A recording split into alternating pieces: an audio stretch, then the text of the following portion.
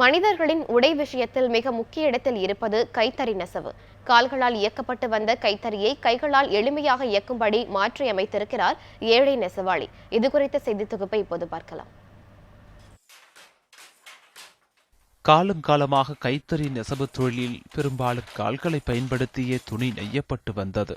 இந்நிலையில் மாற்றுத்திறனாளிகளும் பயன்படுத்தும் வகையில் எளிமையான முறையில் கைகளாலேயே இயக்கும் கைத்தறியை கண்டறிந்து சாதனை படைத்திருக்கிறார் சிறுமுகையைச் சேர்ந்த காரப்பன்.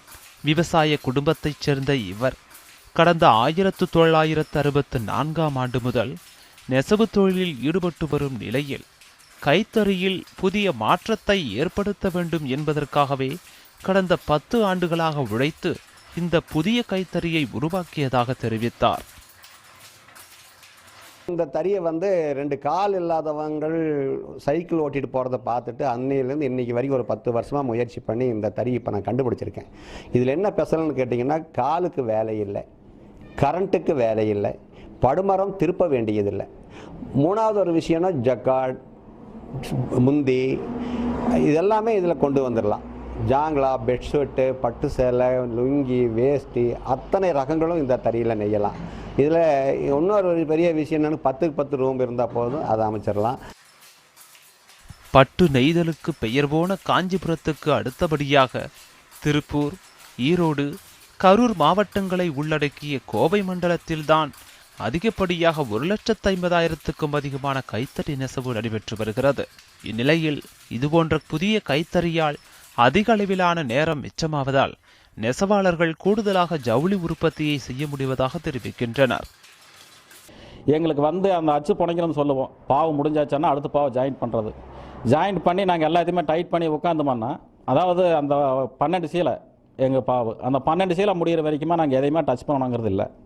சீலை அப்படித்தான் நாங்கள் வியாபாரிகிட்ட கேட்டு தெரிஞ்சிட்டோம். முதல்ல இருந்ததுக்கு இப்போ என்ன மாற்றம்னு நாங்கள் கேட்கும்போது, முதல்ல இருந்த தறிக்கும் இதுக்குமே நீங்கள் என்ன பண்ணிட்டு இருக்கிறீங்க, சீலை நல்லா டெம்பர் வருது, எங்களால் அதை விற்க முடியுது, அதுக்கு விட இதுதான் எங்களுக்கு ஜாஸ்தியாக கேட்குறாங்க அப்படிங்கிற மாதிரி நாங்கள் நெக்ஸ்ட் இருக்கிற வியாபாரியை எங்களுக்கு பேட்டி கொடுத்தாங்க.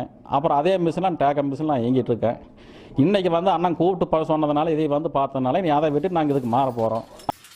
கைத்தறி நெசவாளர்கள் மத்தியில் வரவேற்பை பெற்றுள்ள இதுபோன்ற கண்டுபிடிப்புகளால் தான் கைத்தறி துறையில் மாற்றத்தை ஏற்படுத்த முடியும் என நெசவு வியாபாரிகள் தெரிவிக்கின்றனர். இந்த மாதிரியான கண்டுபிடிப்புகள்லாம் இந்த கைத்தறி தொழிலில் வரும்போது நிறைய இளைஞர்கள் இந்த தொழிலில் வருவாங்க. இந்த மாதிரியான கண்டுபிடிப்புகள் புதுசாக நிறைய கண்டுபிடிக்கப்படணுங்கிறத எல்லாருமே எதிர்பார்ப்பு. அது என்ன நேரத்தை குறைக்கும். அதே மாதிரி பார்த்திங்கன்னா நிறைய தொழில்நுட்பங்கள் அதில் ஈஸியான வழியில் அதிகமான ப்ரொடக்ஷன் எப்படி எடுக்க முடியுங்கிறதெல்லாம் இந்த மாதிரியான புது புது கண்டுபிடிப்பு வரும்போது வரும்.